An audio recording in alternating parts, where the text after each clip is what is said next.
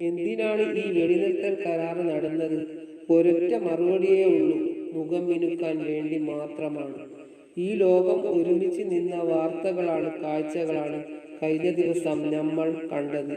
UN അടക്കമുള്ള ഐക്യരാഷ്ട്ര സംഘടന അടക്കമുള്ളവരിൽ നിന്ന് ഇസ്രായേൽ പ്രതിനിധികൾ പ്രസംഗിക്കാൻ എഴുന്നേറ്റ് നിന്നപ്പോഴേക്ക് അവിടെ നിന്ന് എല്ലാ ആളുകളും ഒഴിഞ്ഞു പോകുന്നു. യൂറോപ്യൻ രാജ്യങ്ങളിലെ ഒരു ജനപ്രതിനിധിക്ക് സംസാരിക്കാൻ കഴിയുന്നില്ല.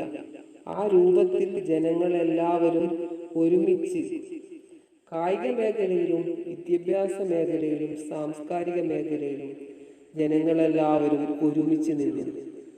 അന്നേരമാണ് അവർക്ക് മനസ്സിലായത്, ഞങ്ങൾക്ക് ഇനി ഈ ലോകത്തിന് എതിരായി യുദ്ധം ചെയ്യാൻ കഴിയില്ല എന്ന് അവർ തിരിച്ചറിയുകയാണ്. അതുകൊണ്ട്